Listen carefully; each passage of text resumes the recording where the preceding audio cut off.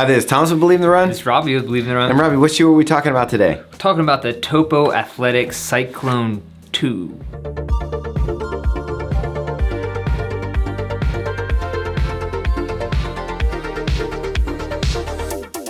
Dude, you ran in the first version of this shoe. Yeah. Which I really liked it. Yeah. It was a little bit on the firm side, so I was really excited when this one came out. When we were getting seated for the shoe, Tommy Boy wasn't feeling too good, so I wasn't able to get in this one. This might be one of the ones that sometimes you feel a little FOMO when it comes through, and this might be one of them, even though I'm not typically a foot-shaped guy. Yeah, I think you might want to try these out, because my experience in them was pretty good. Off the bat, I just noticed something. It has the official Pebax seal on it, so this is actual real Pebax. Oh yeah, this is the real stuff. So before we get into that, let's talk about what this shoe is. So this is basically a lightweight daily trainer, more of an up-tempo shoe. They want you to use it for race day as well. So maybe they said half marathon distance or under. The 5K, 10K, half marathon shoe division seems to be growing. Yeah, became a big thing over the last couple of years. What do you think that is? They saw that maybe people like the more specialized shoes, and so now we're just seeing more and more specialization. I was wondering if it's like you can get away with not putting a plate in when you do that. You can get away with a lighter shoe because it's got less stack. I mean, if you think about it, maybe the plated shoes are how can we just put a spin off on this? We already have the designs and all the lasts and everything. This is a very lightweight shoe. You know what? I'm gonna get into the weight just because we're already there. So I can't wait. So on the spec sheet, Topo Athletic puts this at 6.9 ounces for a size 9. Super light. That is. Which is something that's great about this shoe. Has a lightweight mesh upper. Thomas, what's this remind you of, the design of it? Can't think of anything that it looks like, but I'll get back to you. Yeah. So, New Balance Rebel V2. There's maybe some similarities. I love the tongue on this. I feel like Topo Athletic always does a good job with their uppers and tongues and lockdown. They always do the double double thing that just works. What's this little double loop thing? I don't know why, but I love it. It just works. Yeah, it does. And even though it has a little bit of a shallow kind of that is low collar here, if you lace it up the whole way, use the top eyelet, you're fine. And then getting down to the midsole, we have the Pebax powered midsole. And sometimes we talk about Pebax, but it's a brand name. It's like Kleenex or Xerox or one of those. This is the Pebax seal, so this is the real stuff. The real deal, and it's a full midsole Pebax, so you're getting, there a lot of times people are like, Pebax blend. Rim and core, like a carrier foam. Which they tried to do in the Spectre, and I thought it was honestly kind of a terrible shoe. So I did a couple just normal runs in the shoe, but then I did it for one of my track workouts, an 8-mile. Actually on a track. Yeah, I think I had 12 400s. I think it was 5K pace, so pretty decent, pretty peppy. That's where they want this shoe to be. Yeah. I found it to be I kind of love this shoe. All right. The Pebax is just enough of a bounce and pop because it's a low stack. It's only 21 in the heel and 16 in the forefoot. So it's a low stack of foam, but it's enough where you feel the ground but get that bounce. You feel like you're going super fast. Obviously, there's some exposed foam here, so you can see it kind of getting chewed up along here. But it also has a decent amount of rubber coverage. So. Yeah, and there's that rubber that I've been loving lately that's real smooth but real tacky. Yeah, it's like the Adidas Continental rubber that you do find on the Takumi Sen. We keep talking about how running shoes feel like running. It makes you feel like that pure running. Like you feel released and free to kick it up. Yeah, it doesn't have all the bells and whistles of a carbon plated or even TPU plated shoe, but it just feels like how you want running to feel. I compared it maybe to the Atreyu shoe, but a more premium version of that. You're already starting off with, like I said, the Pebax midsole. So the Atreyu, what I like about it is it gives you that natural, flexible feel under your foot. Yeah. But the structure of the upper isn't quite as dialed as this, with the overlays and the hidden pockets of extra foam around the ankles and stuff like that. And then you've got the premium rubber outsole and Pebax midsole.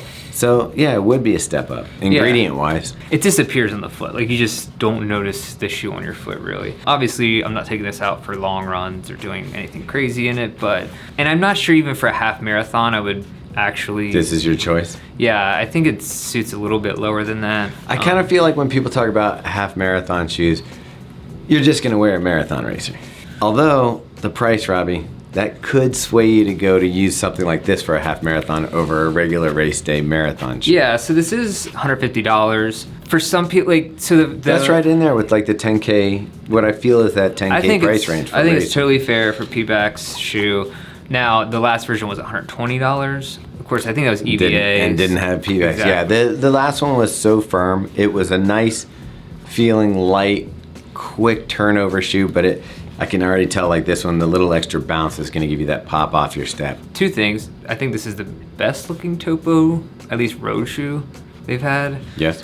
And I also think that it's the best Topo shoe yet, at least on the roads. Okay, Robbie, who would you recommend this shoe to? This would be great for someone who likes a more ground feel, natural feel, but without feeling that harsh ride, who wants something that you get that bounce, but you also have a nice, just natural feeling shoe.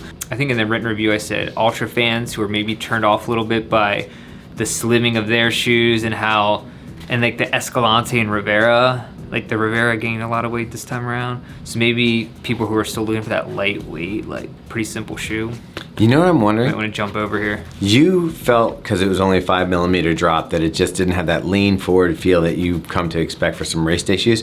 But what if you're an ultra wear or a zero drop person, dude. and then you throw this You're on? on stilts, man. Yeah, and you just flying. Just in the sky on a 5mm stack in the heel there. Yeah, so you probably feel like it was leaning forward. So this might be a good option for those people that love zero drop, but on race day want to feel a little faster. By the way, sometimes I feel like zero drop people are kind of like people who don't drink, who are like, oh yeah, I just, like it's hardcore vegans that are like, it's not because they just, there's no like real moral, like for some people it's fine, but there's no real moral principle. They're just doing it to like elevate their. It's like, I'm above you. You wear drop shoes. You should go natural. Like, strengthen your calves. Come on, like 5mm. Let's be real. You can wear a 5mm shoe. All right, so red light, green light. I think we all know what I'm giving this thing. Green light. I mean, Topo, you did a great job with this shoe. Really impressed. Usually not super excited to review Topo shoes, but this was one where, especially when we saw it at the running event, I think we were pretty excited about it. And then just getting it on the foot, I think I'll definitely try to take this out for some more miles when I'm just want to feel like running. All right, so you just heard it from Robbie's mouth. There's a Robbie choice for Robbie running. Make sure you subscribe, like this video, comment below if you have any questions about it. We'll do our best to answer it. And follow us on all our channels, Strava, Instagram, OnlyFans, not that one. The Drop Podcast, Fuel for the Soul Podcast. Sign up for the email. Sign up for the email. All right. And I think we're out now. Yeah, that's it.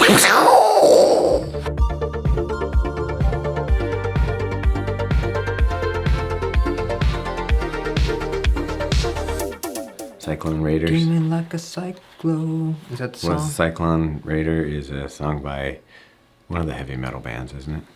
Oh, probably.